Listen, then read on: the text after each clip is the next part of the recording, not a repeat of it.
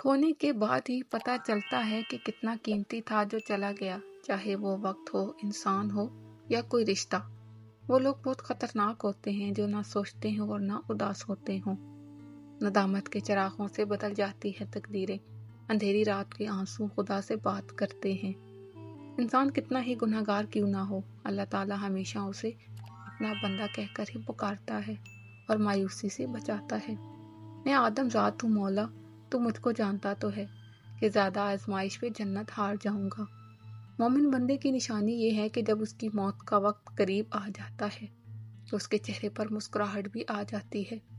नसीब से ज़्यादा कीमती दुआ होती है, क्योंकि जब ज़िंदगी में सब कुछ बदल जाए तब इंसान के पास सिर्फ दुआ ही ऐसी चीज़ बचती है जो उसके नसीब को बदल सकती है। जिनको थाम रखा हो अल्लाह ने, वो लोगों के गिराने से गिरा नहीं करते। अल्लाह ताला ने मेरे दिल में एक बार डालकर मुझे बहुत तसल्ली दी कि वो लोग तेरे काबिल नहीं थे जिनको मैंने तुमसे दूर किया। तब मैंने जाना कि अल्लाह के फैसले बहुत अजीम हैं। नींद में तो तुम अपने आप को भी भूल जाते हो, फिर वो कौन है जो तुम्हारी हिफाजत करता है, तुम्हारी सांसें चलाता है, तुम्हें जिंदा रखता है। बेशक वो कायनात का अकेला रब अल्लाह है। अल्लाह ताला ने ये कभी नहीं कहा कि ज़िंदगी आसान है, लेकिन उसने ये वादा ज़रूर किया कि वो हमेशा सब्र करने वालों के साथ है।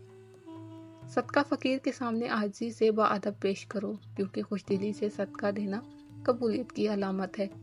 बाज़ लोग कहते हैं कि मैं गलत बात बिल्कुल बर्दाश्त नहीं करता। दर हकीकत गलत बात ही तो बर्दाश्त करने वाली होती है। अच्छी बात को तो बर्दाश्त करने की ज़रूरत ही नहीं होती। ज़िंदगी में लोगों का आना भी एक मकसद होता है। कुछ आपको आजमाएंगे, कुछ आपको सिखाएंगे, कुछ आपका इस्तेमाल भी करेंगे और कुछ आपको जीने का सही मतलब भी बताएंगे।